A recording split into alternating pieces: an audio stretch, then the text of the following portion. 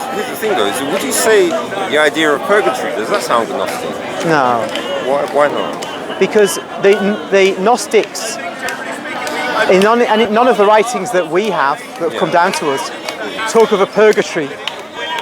And the purgatory is bound up with the idea that you pray for the dead, which is in ancient Judaism, in the second book of Maccabees, and is in Judaism ever since then, in today's Kaddish prayer.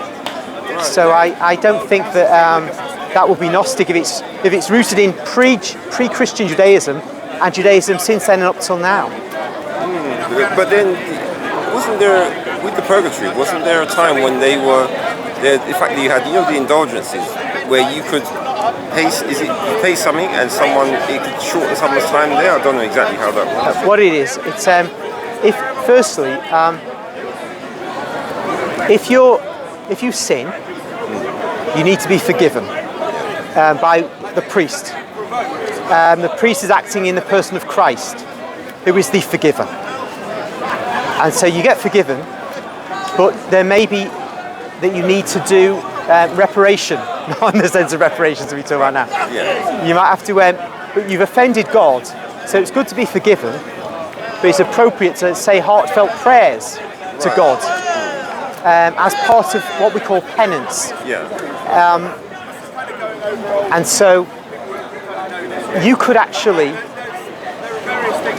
get an indulgence for, say, you could say go on a pilgrimage to Rome.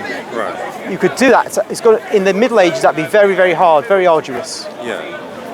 And you get an indulgence which could apply to yourself, Right. which means that if you go to purgatory and you've got all this suffering to go through, that could be cancelled by getting what we call a plenary indulgence, a full indulgence. And so now, but an indulgence could be applied to the dead who are in purgatory. So you could, instead of taking that indulgence for yourself, when you make your pilgrimage to Rome, you could apply it to someone who's died.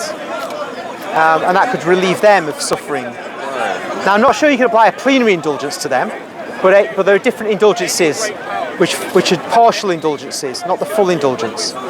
So you might relieve the suffering of someone in purgatory by your good action on this earth. It's like, basically, if I was to do something for you, that would get me merit with God, because I've done something for you. I've not done a nasty thing to you. I've not ignored you.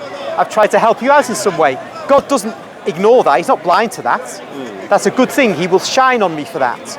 And so, but the dead in purgatory are in need of help too, a different kind of help, but they're in need of help. So if we try to help them through the ways the church has taught, that is the indulgence system, then that is looked upon well by God.